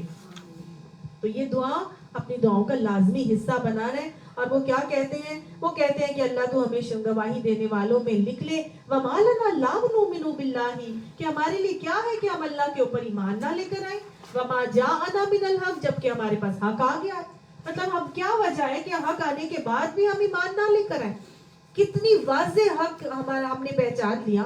تو لہٰذا اب تو یہ ہو ہی نہیں سکتا، اب تو پاسبل ہی نہیں ہے کہ حق کو جان لینے کے بعد ہم اس پر ایمان نہ لے کر آئیں. وَنَطْمَعُ أَن يَدْخُلَنَا، اور وہ ہم طمع رکھتے ہیں، ہم لالچ رکھتے ہیں یہ کہ وہ داخل کرتے ہیں ہم کو ربنا، ہمارا رب. کہاں داخل کرتے؟ کس چیز کی طمع ہے؟ قوم الصالحین، صالح قوم کے ساتھ ہمیں داخل کرتے ہیں. تو کہاں داخل کرنا ہے؟ یہ تو جنت میں داخلے کی بات کی جا رہی ہے، لیکن جنت کے داخلے کے لیے صالح افراد کے ساتھ رہنے کے لیے پہلے دنیا میں صالحت کے ساتھ کمپنی اختیار کرنا ضروری ہے نا. تو لہٰذا نبی اللہ نے بھی کہا کہ یا ایھا الذین آمنوا اتقوا اللہ وکونوا مع الصادقین، کیا کرو کہ اللہ سے ڈرو ایمان لانے والوں، اور سچوں کا ساتھ پکڑ لو. سچوں کا ساتھ کی کمپنی بہت ضروری ہے، کیونکہ حق کو جاننے کے بعد حق پہ چلنے کے لیے جب تک صالحیت کا ساتھ نہیں ہوگا، جب تک صالح لوگوں کا ساتھ نہیں ہوگا، کمپنی اچھی نہیں ہوگی، نیک لوگوں کے ساتھ نہیں ہوگا، تب تک آپ کو آخرت میں نیکیت صالحیت نصیب نہیں ہو سکتی. تو لہٰذا دعائیں بھی ہمارے نبی کرا کرتے تھے. حضرت ابراہیم کی دعا بھی ہے نا، فاطر السماوات والارض انت ولی فی الدنیا توفنی مسلما والحقنی بالصالحین، کہ مجھے مسلمان ہی فوت کرنا اور مجھے صالح لوگوں کے ساتھ ہی جو ہے وہ مجھے اٹھانا. تو کیا ہے یہ مانگنا، فوراً سے دعائیں مانگنا. پھر فَأَصَابَهُمُ اللَّهُ، جب یہ ایسے معاملات کوئی کرتا ہے تو اللہ تعالیٰ نے کیا کیا؟ اصابہ، پہنچا ان کو. کیا پہنچا؟ ثواب. اللہ تعالیٰ نے ان کو دے دیا. کیا دیا؟ کسی بھی کام کے بدلے میں اللہ نے ان کو ایسا بدلہ دیا. کون سے کام کے بدلے میں؟ بما قالوا، ساتھ جو کہا انہوں نے، ان کے اس قول کی بدولت اللہ نے اس بات کو قبول کرتے ہوئے اللہ نے ان کا بدلہ ان کو بہترین عطا فرمایا. صرف دعائیں مانگی تھی، اور دعائیں کیا مانگی جا رہی ہیں؟ دعائیں کیا مانگی جا رہی ہیں؟ ایمان لایا جا رہا ہے. ایمان لانے کے بعد عمل صالح کے لیے مانگا جا رہا ہے کہ ہمیں گواہی دینے والوں میں لکھ کے ہمیں صالح عمل عطا فرما. اور ہمارے پاس حق آیا ہے، اب اچھے لوگوں کے ساتھ اور کمپنی عطا فرما تاکہ آخرت میں ہمارا معاملہ جو ہے وہ بہترین لوگوں کے ساتھ ہو سکے، ہم جنت میں داخل ہو سکے۔ تو یہ ان کی وہ دعائیں جن کو اللہ نے قبول کر لیا، اللہ دعائیں قبول کرنے والا ہے۔ اور بات کی بہت اہمیت ہوتی ہے، حدیث میں آتا ہے نا کہ بندہ میں جو گمان میرے بارے میں رکھے گا وہ مجھے اپنے گمان کے مطابق پائے گا۔ تو انہوں نے اللہ سے اچھا گمان کیا، اچھی بات کی، اچھی باتوں کا معاملہ اللہ اچھا ہی کرتا ہے۔ آپ اچھا کریں گے، اچھا چاہیں گے، اللہ بھی آپ کے لیے اچھا ہی چاہے گا۔ یہاں پر بتایا جا رہا ہے کہ اللہ نے کیا کہا، اللہ نے ان کو ان کے اس قول کے بدلے میں کیا دیا، جناتن۔ ان کا معاملہ اچھا تھا، اللہ نے ان کے ساتھ بہترین معاملہ کیا کہ اللہ نے ان کو جنات، باغات عطا فرما دیے۔ کیسے باغات؟ تجری من تحتها الانہار، جاری ہے جس کے نیچے سے انہار، نہریں جاری ہیں، اور خالدین فیہا، وہ اس میں ہمیشہ ہمیشہ رہیں گے۔ تو گویا وہ کہا جاتا ہے نا، اچھی بات کہو کیونکہ اچھی بات بھی ایک صدقہ ہے۔ بول سکو تو اچھا بولو ورنہ چپ رہو۔ تو ان کی تو باتیں ہی اچھی ہیں، ان کے تو اعمال ہی اچھے ہیں۔ اللہ ایسے ہی معاملات ہمیں بھی کرنے کی توفیق عطا فرمائے۔ یہ ہر اس بندے کا عمل ہے جو حق کو پہچان کر فوراً قبول کرتا ہے اور اللہ تعالیٰ سے مانگتا ہے۔ آپ کو معلوم ہے سابقون کی یہ ہے کہ صفت ہے، یہ کوالٹی ہے جو یہاں پہ بتائی جا رہی ہے۔ جیسے ہی ان کے سامنے حق پیش کیا گیا انہوں نے فوراً حق کو قبول کر لیا۔ اللہ تعالیٰ سب کو، ہاں جی، فوراً قبول کر لیا۔ اللہ فرماتا ہے اتنا نیکی کا معاملہ انہوں نے کیا، اتنا احسان کا رویہ کیا۔ تو جب اللہ کے ساتھ آپ احسان کا معاملہ کریں گے، تو پوچھا تھا نا حضرت جبرائیل نے کہ عبادت میں احسان کیا ہے، تو حضرت جبرائیل نے ہی سمجھایا تھا کہ ان تعبد اللہ کأنک تراہ، کہ تو اللہ کی عبادت ایسے کر جیسے تو اسے دیکھ رہا ہے۔ وَإِن لَمْ تَكُنْ تَرَاهُ فَإِنَّهُ يَرَاكَ، اگر تو اسے نہیں دیکھ رہا تو یہ سوچ کے عبادت کر کہ وہ تو تجھے دیکھ ہی رہا ہے۔ تو یہ وہ لوگ ہوتے ہیں جو حق کو پہچان کر اپنے عمل سے فوراً ثابت کرنا چاہتے ہیں، جہنم سے بچنا چاہتے ہیں، اچھا اللہ کی طرف سے اچھا ریوارڈ چاہتے ہیں۔ یہ وہ لوگ بن جاتے ہیں کہ جن کا ہر عمل پھر ایسا ہو جاتا ہے کہ جس میں احسان چھلک رہا ہوتا ہے۔ اللہ فرماتا ہے ذالک جزاء المحسنین، یہ ہے وہ بدلہ جو ہم ایسے احسان کرنے والوں کو عطا فرماتے ہیں۔ اللہ ہمیں بھی محسن بناتے ہیں۔ وہ کہتے ہیں اگر اچھی بات نہیں، مطلب کھجور کی آگ سے، کیا کہتے ہیں، جہنم کی آگ سے بچو، چاہے کھجور کا ایک ٹکڑا دے کر صحیح، اور اگر نہیں کھجور کا ایک ٹکڑا دے سکتے تو کم سے کم اچھی بات کہہ دو، اچھی میٹھی بات کہہ دو۔ تو قول کی بہت زیادہ اہمیت ہے، جو بھی بات اپنے منہ سے نکالے 10 دفعہ سوچ کر منہ سے نکالے، کیونکہ ما یلفظ من قول الا لدیہ رقیب عتید، کوئی لفظ زبان سے نہیں نکلتا جو ہمارے لیے ایک حاضر باش نگران فرشتہ بیٹھا اس کو لکھ لیتا ہے۔ یہ قول کی بدولت ان کو اتنا ریوارڈ مل رہا ہے، دعائیں مانگ رہے ہیں، نیتوں کے اوپر اجر دے رہا ہے اللہ سبحانہ تعالیٰ۔ عمل تو بعد میں ہے، سمجھ آئی؟ تو یہاں پر بتایا جا رہا ہے یہ وہ نیت بدلہ ہے جو ہم دیتے ہیں احسان کرنے والوں کو۔ والذین کفروا، اور وہ لوگ جنہوں نے انکار کیا، وکذبوا بآیاتنا، اور ہماری آیات کو جھٹلا دیا، اولئک اصحاب الجحیم، وہ لوگ ہیں جو آگ میں جانے والے ہیں، جہنم کے مستحق ہو جانے والے ہیں۔ اللہم لا تجعلنا منہم۔ یا ایھا الذین آمنوا، اے لوگوں جو ایمان لائے ہو، ایمان لانے والوں کو مخاطب کر کے کہا جا رہا ہے کہ کیا کرو، لا تحرموا طیبات ما احل اللہ لکم، نہ تم حرام کرو طیب چیزوں کو جو اللہ نے تمہارے لیے حلال کر دی ہیں، ولا تعتدوا، اور نہ تم زیادتی کرو، ان اللہ لا یحب المعتدین، بے شک اللہ زیادتی کرنے والوں کو پسند نہیں کرتا۔ ایمان لانے والوں کو کہا جا رہا ہے کہ تم جو پاک چیزیں اللہ نے تمہیں حلال کی ہیں ان کو تم اپنے لیے حرام نہ کرو۔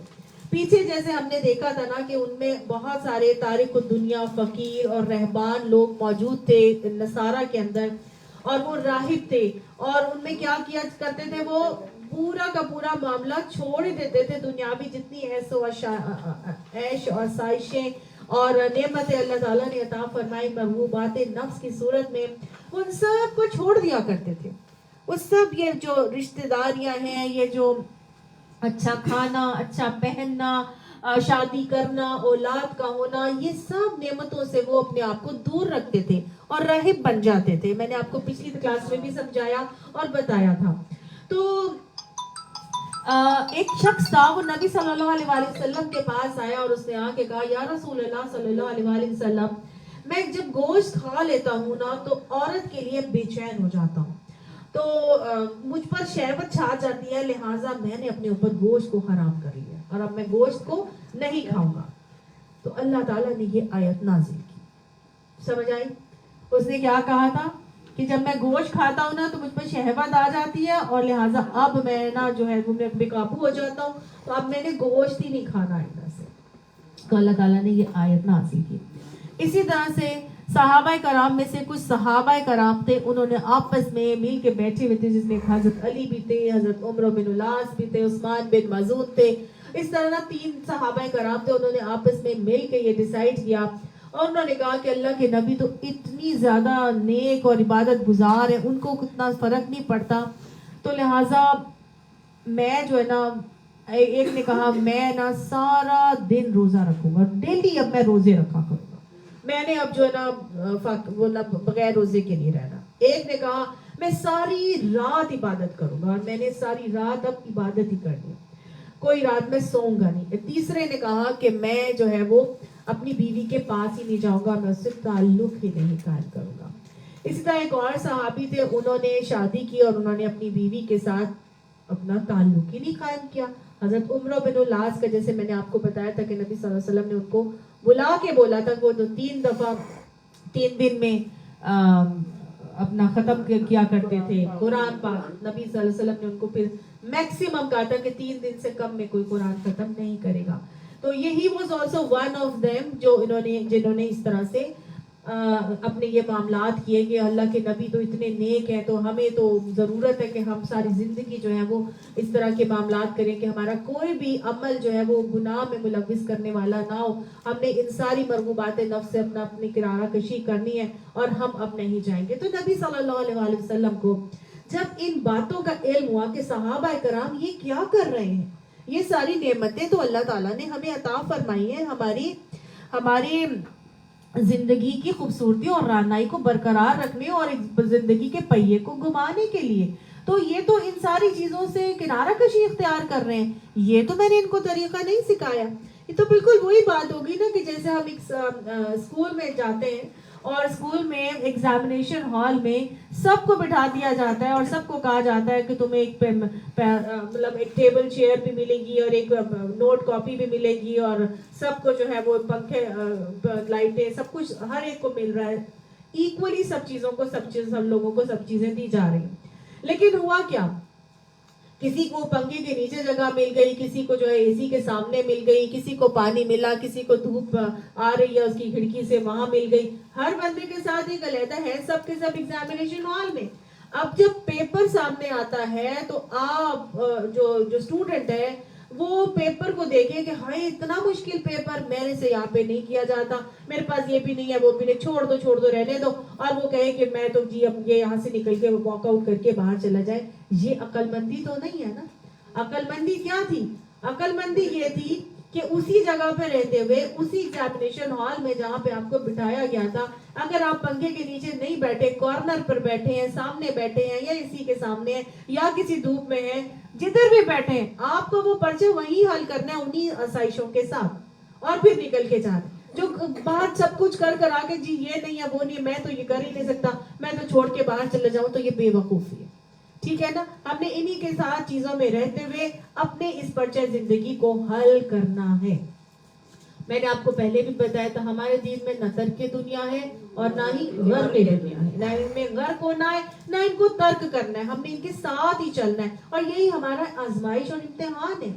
راہبوں نے ایسا کیا تھا نا, وہ جو عیسائی راہب ہے وہ کیا کرتے تھے, وہ ساری چیزوں کو چھوڑ دیتے ہیں, وہ نہ ना वो लोग अच्छा खाते हैं, ना अच्छा पहनते हैं, ना शादी ब्याह करते हैं, कोई ऐसे मामलात नहीं वो करते। तो जो फितरत की चीजों को छोड़ देता है तो वो क्या कंप्लीट होगा? जिसके अंदर ही अपने इनकम्प्लीशन है, जो खुद ही कंप्लीट नहीं है, वो दूसरे के लिए क्या करेगा? जो खुद ही फ्रस्ट्रेटेड है, वो दूसरे की तकलीफ और फ्रस्ट्रेशन को कैसे दूर करेगा? हमेशा वही दूसरे के लिए बेहतरीन बन के आता है जो अपनी घर में मुतमईन हो, खुद फ्रस्ट्रेटेड ना हो, वही दूसरे के लिए बेहतरीन जो है वो जरिया बन सकता है हिदायत का। तो अब इनके साथ क्या हुआ, राहिबों ने तो ये मामला किया था और यही चीज मुसलमानों के अंदर भी एक सेकंड थॉट के तौर पर आई कि वो राहिब क्यों छोड़ते थे? वो खौफ खाते थे कि अगर हम इन चीजों में पड़ गए तो हम अल्लाह के करीब नहीं जा सकेंगे। इसीलिए इन सहाबा कराम ने भी यही सोचा था कि अगर हम इन चीजों में पड़ गए तो हम अल्लाह के करीब नहीं जा सकेंगे। तो जब नबी सल्लल्लाहु अलैहि वसल्लम को ये बात पता चली तो आप सल्लल्लाहु अलैहि वसल्लम ने फरमाया, खुतबा दिया और आपने कहा कि मुझे ऐसी बातों का हुक्म नहीं दिया गया है, तुम्हारे नफ्स का भी तुम पर हक है, तुम्हारी आंख का भी तुम पर हक है, तुम्हारे जिस्म का भी तुम पर हक है, तुम्हारी बीवी का भी तुम पर हक है। तुम रोजा भी रखो और इफ्तार भी करो, रातों को क़याम भी करो और सो भी। देखो मैं सोता भी हूँ और क़याम भी करता हूँ, रोजे भी रखता हूँ और कभी नहीं भी रखता, गोश्त भी खाता हूँ और घी भी खाता हूँ, बस जो मेरे तरीके को पसंद नहीं करता वो हम में से नहीं है। फिर आपने एक और जगह थोड़ा आगे मजीद फरमाया कि ये लोगों को क्या हो गया है कि उन्होंने औरतों को, अच्छे खाने को, नींद को, खुशबू को, दुनिया की लज्जतों को अपने ऊपर हराम कर लिया है। मैंने तो तुम्हें ये तालीम नहीं दी कि तुम राहिब और पादरी बन जाओ। मेरे दीन में ना औरतों से इज्तनाब है और ना ही गोश्त से, ना गोशा नशीनी है और ना ही अजलत नशीनी है कि छोड़ छाड़ के अलहदा जाके बैठ जाओ। ज़ब्ते नफ्स के लिए मेरे यहाँ रोजा है और रहबानियत के सारे फायदे यहाँ जिहाद से हासिल होते हैं। तो नबी सल्लल्लाहु अलैहि वसल्लम ने गोया पूरा तरीका बता दिया कि जो हलाल चीजें अल्लाह ताला ने कर दी हैं तुम्हारे लिए, तुम इनको अपने लिए हराम नहीं कर सकते और नहीं करना चाहिए। और जो करेगा, नबी ने फरमा दिया था कि वो फिर मेरे अंदर से उसका कोई ताल्लुक नहीं है, पर जो मेरे तरीकों को पसंद नहीं करता वो हम में से नहीं है। अच्छा, यहाँ पे कहा जा रहा है कि ईमान वालों को कि वो जो तय्यबात जो अल्लाह ने हलाल की है उनको अपने लिए हराम ना करें। तो तय्यब क्या चीज़ है? तय्यब वो चीज़ है जिसकी तरफ दिल माइल होता है। हलाल में से जो भी पाकीज़ा है, वो नेमत है, आप उसको अगर ठुकरा रहे हैं तो वो क्या है? आप उसको अपने लिए हराम कर रहे हैं। इसका इख्तियार अल्लाह ने नबियों को भी नहीं दिया था। हालांकि नबी थे ना हज़रत याकूब अलैहिस्सलाम, उन्होंने एक मर्तबा क्या किया था, ऊंट का गोश्त और चर्बी जो है उसको ना अपने लिए नापसंद किया था। उनको पसंद नहीं थे, तबीयत की नागवारी थी, उनको अच्छी फील नहीं होती थी, उन्होंने नहीं खाना। तो जब एक चीज वो नहीं खा रहे थे तो उनके उस ना खाने की वजह से उस अमल को सुन्नत बनाकर उनकी पूरी कौम ने भी ये मामला करना शुरू कर दिया और अल्टीमेटली पूरी कौम ऊंट की चर्बी से महरूम होकर रह गई। तो जब नबी एक चीज को ऐसे मामला करता जो अल्लाह ने हलाल किया था, उसको खामखा अपने ऊपर आराम ना करो। ये अपने लिए एक नाशुक्री का मामला हो जाता है। जो अल्लाह ने आपको चीजें दी, आप उनको अगर छोड़ देंगे किसी वजह से तो आप नाशुक्री कर रहे हैं। नबी सल्लल्लाहु अलैहि वसल्लम ने भी एक दफा मामला ऐसे हुआ कि उनको जब शहद दिया जाता था तो जब उनको कहा गया, इंशाअल्लाह आगे पढ़ेंगे, सूरह तहरीम के अंदर आता है ना कि जब उन्होंने शहद ना खाने की कसम खा ली कि मैं आइंदा से अब ये शहद कभी नहीं खाऊंगा, कसम खा ली नबी सल्लल्लाहु अलैहि वसल्लम ने, तो अल्लाह ताला ने फौरन उस वक्त पकड़ कर दी कि लिमा तुहर्रिमु मा अहल्लल्लाहु लक तब्तगी मर्दाक, कि आप अपनी अज़वाज की वो चाहते हैं ख्वाहिश, उनकी मर्जी की वजह से आपने एक हलाल चीज जो अल्लाह ने आपके लिए हलाल की थी वो आपने हराम कर दी। आप क्यों हराम करते? तो यहाँ मोमिनों को मना किया जा रहा है कि कोई हलाल करदा चीज को वो अपने लिए हराम नहीं करेंगे। अपनी मर्जी से कोई जायज और नाजायज नहीं कर सकते और ना ही वो छोड़े हलाल को हराम, हराम को हलाल करेंगे اور دوسرا جو حکم دیا جا رہا ہے وہ یہ کہا جا رہا ہے ولا تعتدوا، اور نہ ہی تم زیادتی کرو. تو دو چیزوں کو منع کیا جا رہا ہے. ایک تو یہ کہ حلال کو حرام، حرام کو حلال نہیں کریں گے، اور دوسرا کیا کریں گے؟ زیادتی بھی نہیں کریں گے. یعنی اگر ایک چیز حلال آپ کے لیے کر دی ہے تو یہ نہیں ہے کہ اب اتنا زیادہ کیے چلے جائیں کہ آپ اس کو اس کے ایکسس کی وجہ سے آپ اس چیز سے محروم ہو جائیں. کلوا واشربوا ولا تسرفوا، کھاؤ پیو لیکن اسراف نہ کرو، حد سے نہ بڑھو. وہاں پہ بھی اللہ نے حکم دیا تھا. تو کیا ہوتا ہے اگر آپ اب فرائیڈ چیزیں کھاتے جائیں گے، ولا تعتدوا میں کیا ہے، آپ اگر فرائیڈ کھاتے جائیں گے تو الٹیمیٹلی کیا ہوگا؟ آپ ہارٹ پیشنٹ ہو جائیں گے. آپ میٹھا ہی دبا کے کھاتے جائیں گے، زیادتی کر دیں گے تو کیا ہو جائے گا؟ ڈائبٹک ہو جائیں گے. تو الٹیمیٹلی وہ جو حلال چیزیں تھیں آپ کے لیے، جو اللہ نے شوگر بھی آپ کے لیے حلال بنائی تھی، فروٹس بھی حلال بنائے تھے، اللہ نے آپ کے لیے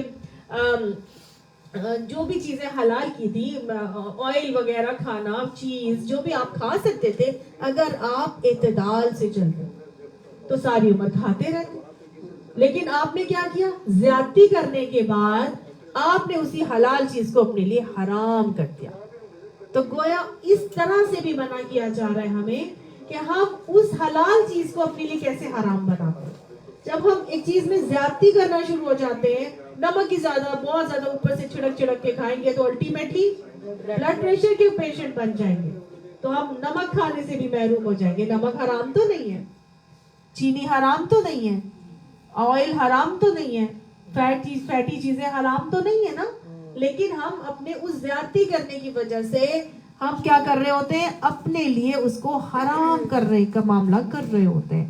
تو یہ بھی اسی کے اندر آتا ہے کہ اللہ نے کیا کہا کہ تم حرام نہ کرو جو طیب چیزیں اللہ نے تمہارے لیے حرام حلال کی ہے.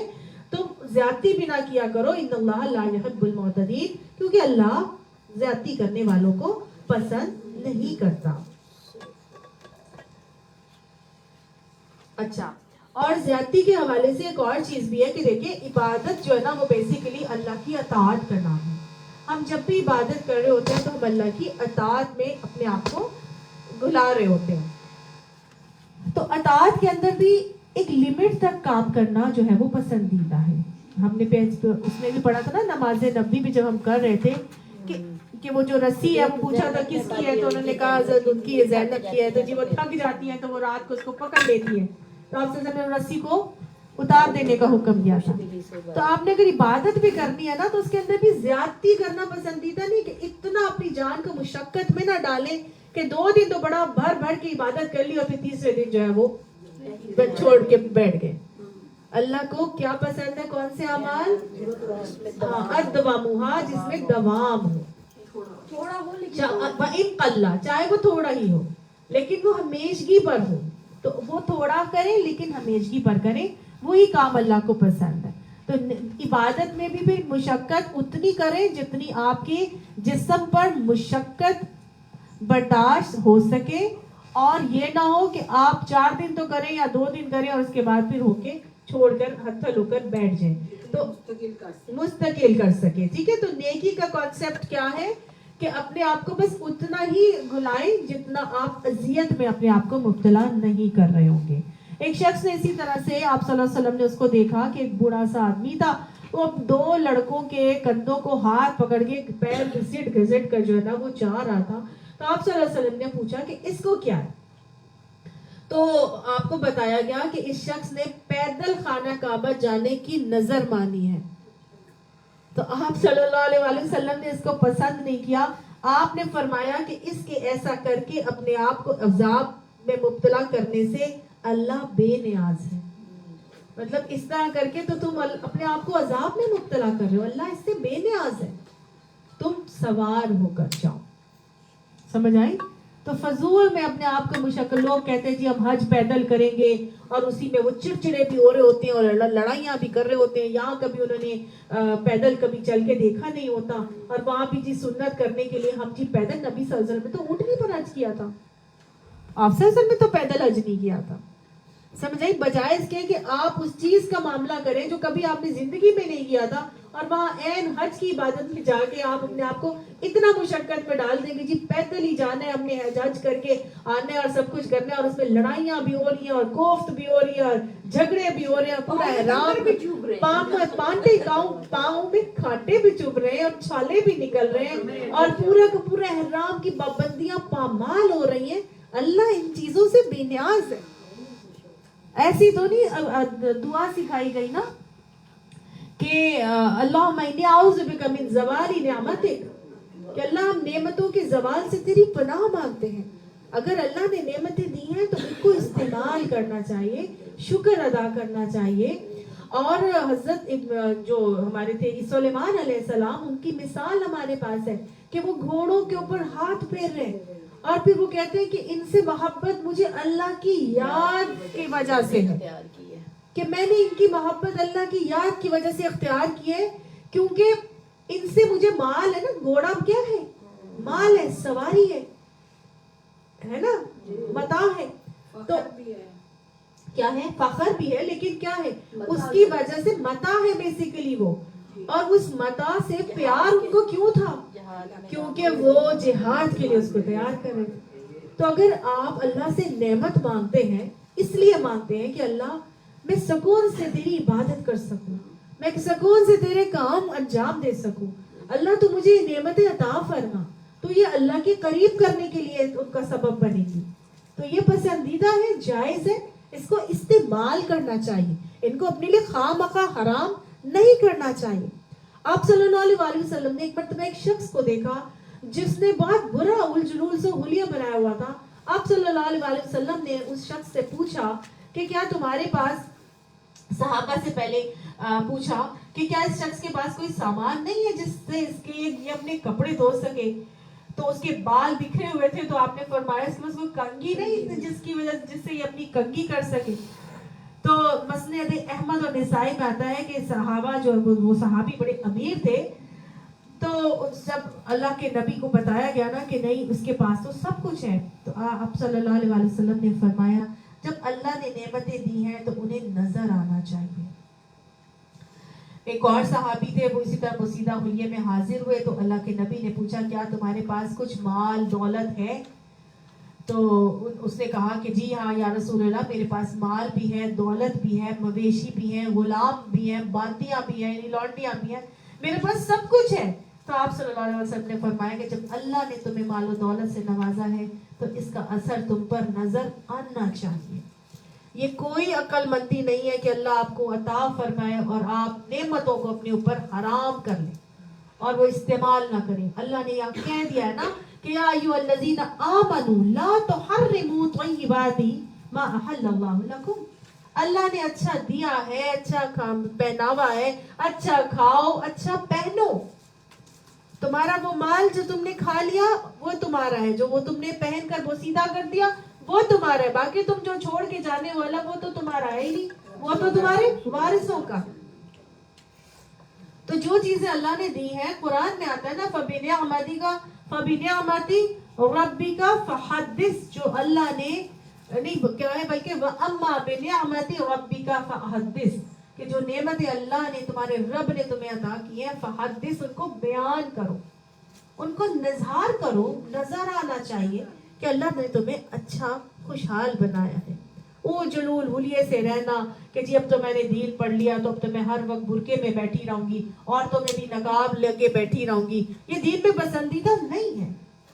جب دین لمیٹیشنز نہیں لگاتا تو ان لمیٹیشنز کو خود سے خود اپنے اوپر لا کے, یہ تعتدو کا معاملہ ہے, یہ زیادتی کرنے کا رویہ ہے, یہ لوگوں کو ایک ریپیلنٹ ایٹیٹیوڈ دینے کا رویہ ہے کہ لوگ دین پہ آنے سے رک جائیں گے کہ ہائی اگر میں نے دین سیکھ لیا تو مجھے بھی عورتوں میں جا کر بھی جو ہے وہ نقاب ہی لے کے بیٹھنا چاہیے.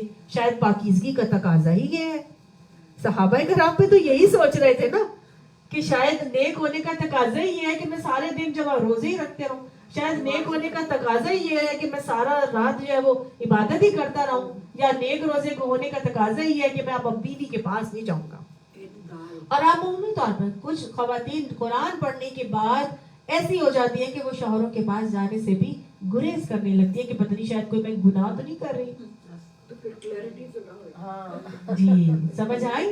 तो ये क्या है, ये नेमतें हैं, इनके साथ ही रहना है, डूबना नहीं है इनके अंदर, ना ही इनके साथ किनारा कशी इख्तियार करनी है। लेकिन नेमतें अल्लाह ने बनाई है, इनको इस्तेमाल भी करना है, इनको हासिल भी करना है, अल्लाह के बताए हुए तरीके के मुताबिक करना है। इनके हुसूल की ख्वाहिश के चक्कर में अल्लाह की नाफरमानी से इज्तिनाब करना है। ठीक है, तो ये तरीका है जो यहाँ पे हमें बताया जा रहा है। और उन्होंने एक और बात भी की थी कि वो क्या करते थे, मुशरिकीन मक्का ने खुद से खुद ये हाम, फसीला, साइबा और बहीरा को अपने लिए हराम कर लिया था।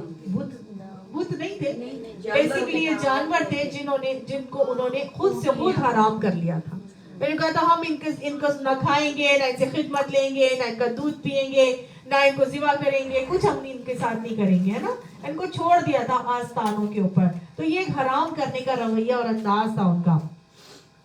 तो अल्लाह ताला ने आगे से कहा कि वो कुलू मिम्मा रज़क़कुमुल्लाहु हलालन तय्यबन, खाओ जो अल्लाह ने तुम्हें रिस्क दिया है ना, उसमें से हलाल भी खाओ, तय्यब भी खाओ। हलाल और तय्यब खाने का हुक्म अल्लाह ने दिया, और ये सिर्फ यहाँ पर मुसलमानों, ईमान वालों को कहा जा रहा है, लेकिन अल्लाह ताला ने रसूलों को भी ये हुक्म दिया था। पीछे हम पढ़ के आए, या अय्युहा रसूल कुलू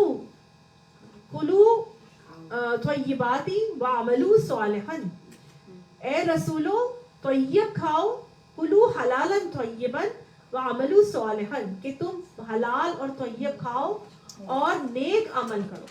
तो नेक अमल अगर हम करना चाहते हैं तो उसके लिए क्या जरूरी है फिर, कि रिस्क हलाल हो, तय्यब भी हो और हलाल भी हो। रिस्क हलाल भी होना चाहिए, तय्यब भी होना चाहिए। हलाल रिस्क कौन सा है जनाब?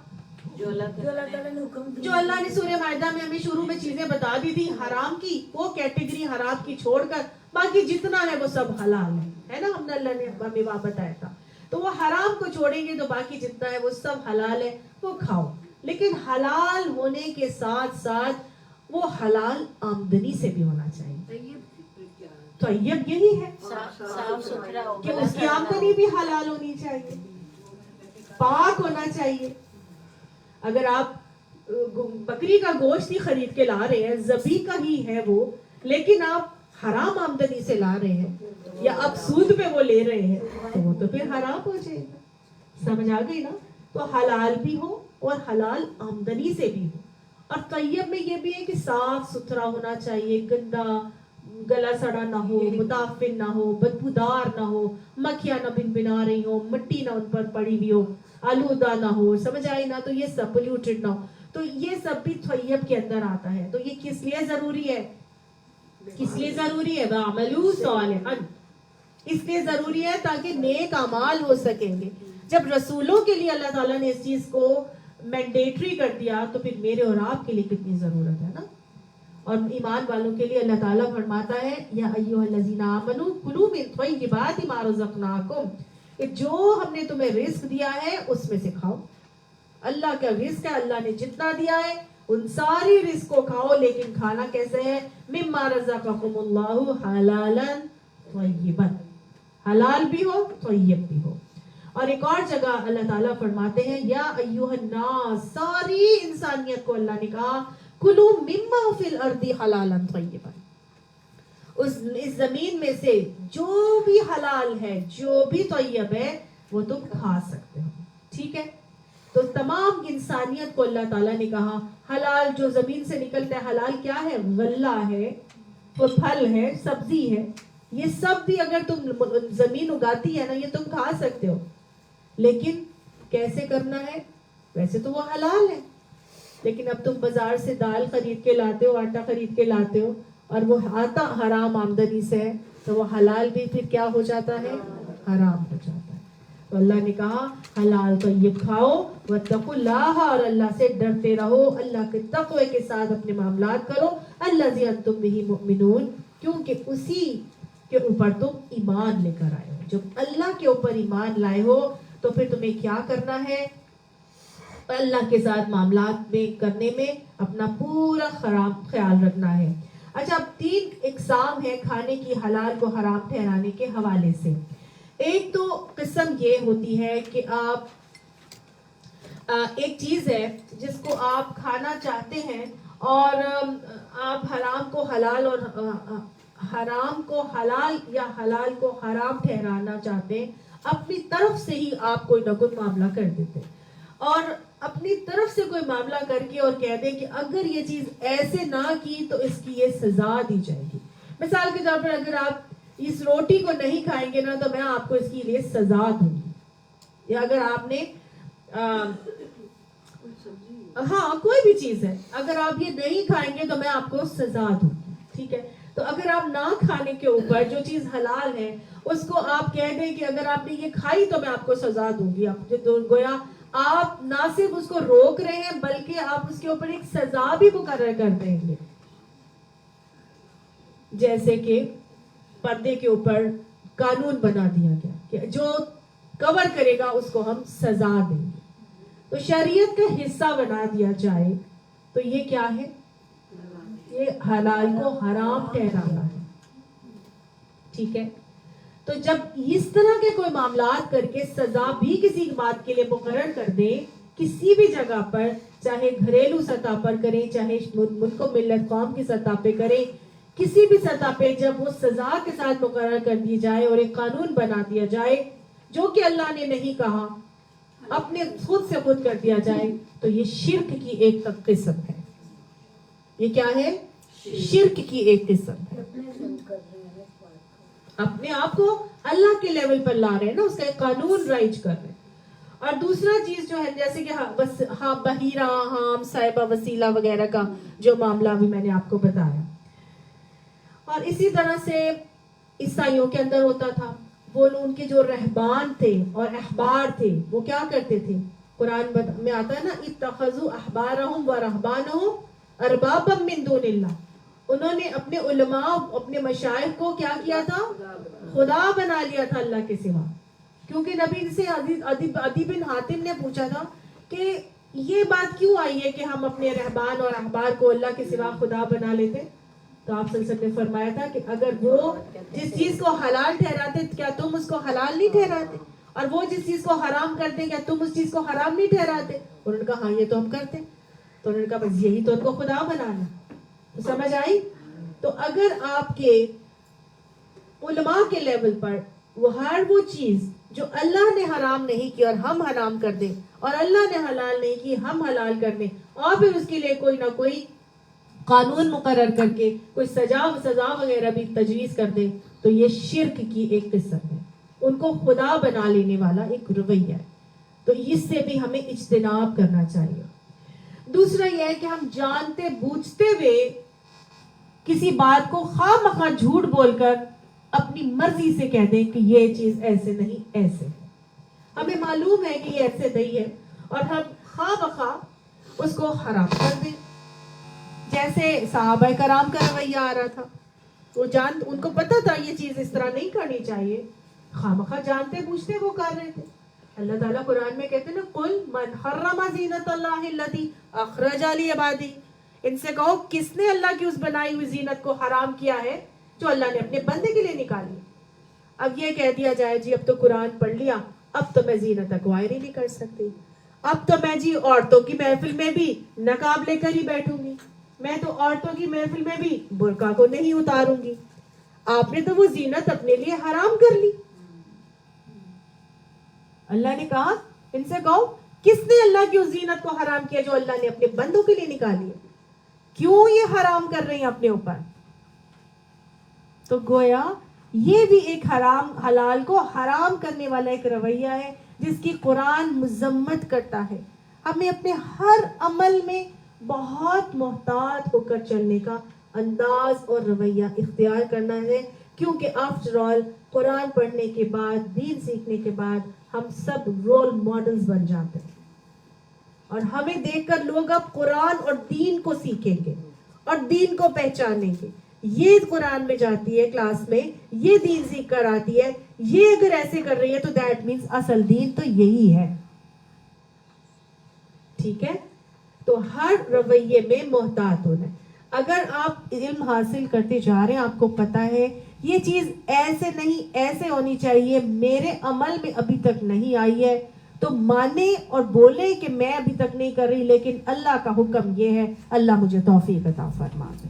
یعنی بیلنس رکھے ہر چیز. ہاں مطلب خود سے خود یہ نہیں کہنا کہ بس ایسے ہی کرنا ہے.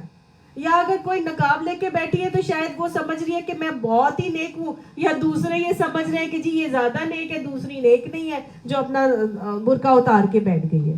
سمجھ آئی نا؟ تو یہ ان باتوں کے بارے میں کانسیپٹ کو بہت کلیئر ہونا چاہیے. ہمارا کوئی عمل بھی ایسا نہیں ہونا چاہیے کہ اللہ کی نعمتوں کو جو اس نے ہمارے لیے حلال کی ہے ہم خواہ مخواہ حرام کر کے بیٹھ جائیں. کچھ لوگ کیا کرتے ہیں، اچھا کپڑا آتا ہے وہ کبھی پہنتے ہی نہیں ہے، وہ پھٹے ہوئے پہنیں گے ہمیشہ.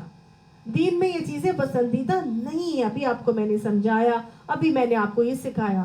امام ابو حنیفہ تھے، امام مالک تھے، حضرت حسن تھے، ہر روز نیا جوڑا پہنتے تھے.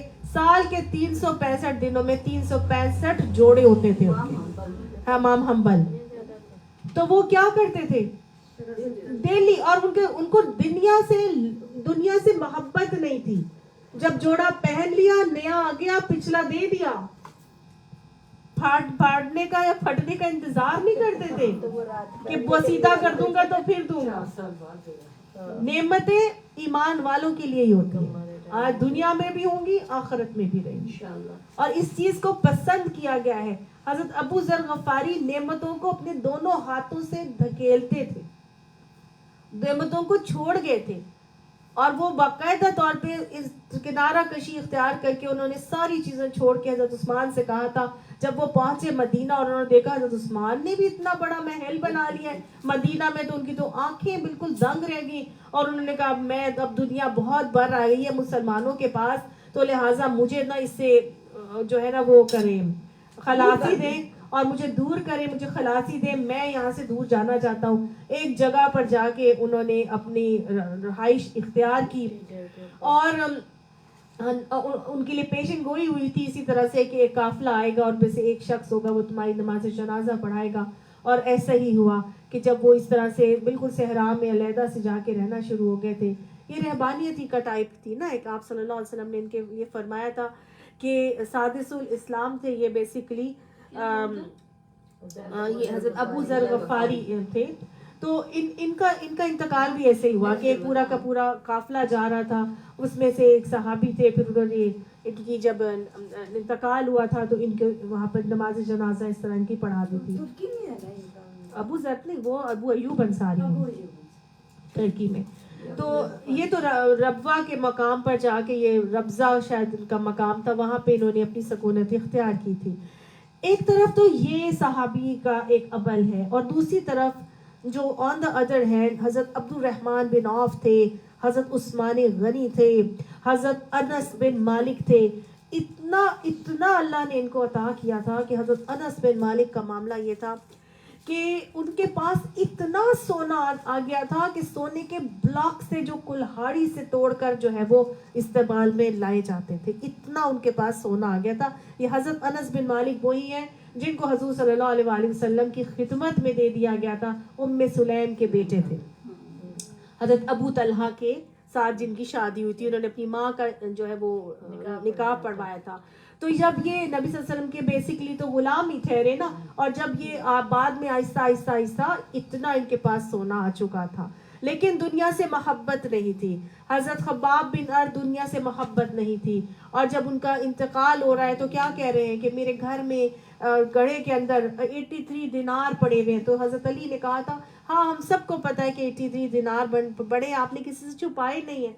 تو انہوں نے کہا یہ نہ ہو کہ میرے سارے نیکیوں کا بدل وہ 83 دینار ہی رہ جائے یہاں پر. اتنی فکر تھی کہ میرے پاس جو ہے وہ میں دنیا سے دے جاؤں میرے پاس نہ رہے. دنیا سے محبت نہیں تھی، لیکن کم نہیں تھا ان کے پاس. حضرت عثمان کے پاس کتنا تھا، کم نہیں تھا. آج بھی ان کے نام پر کتنی چیزیں ہیں جو ابھی تک چل رہی ہیں صدقہ جاریہ کے طور پر نا.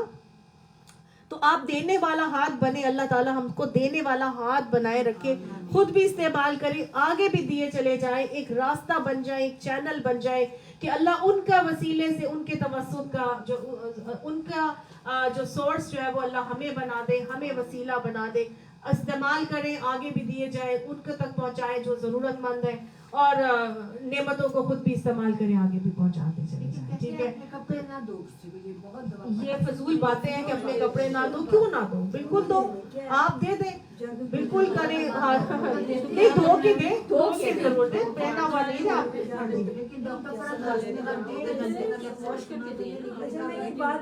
اچھا بس آخری بات کر کے اپنا ٹاپک ختم کروں. ہیڈنگ انہوں نے غلط دی ہوئی ہوتی ہے نا, جو حضرت انس کی بات میں سنا ہے, یہ وہی ہے نا جو بیٹا فوت ہو گیا تھا, اور ہاں جی وہی ہے, وہی بالکل وہی ہے, مدینہ ہجرت انہوں نے کی تھی. ہاں جی, فوت نہیں ہوا تھا, لے گئے تھے, مکہ لے گئے تھے. ہاں وہ ام سلمہ تھی. اچھا وہ ام سلمہ ہے. ہاں جی.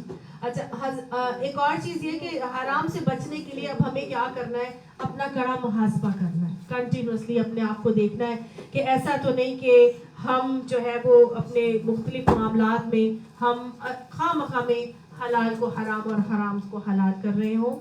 دوسرا یہ کہ طیب غذا نہ کھانے والے پر اللہ کا غضب ہوتا ہے, اللہ تعالیٰ نے قرآن میں اس کا ہمیں بتایا ہے, اور انسان کی عزت اور دین محفوظ رہتے ہیں اگر وہ غذا کو طیب کھاتا ہے.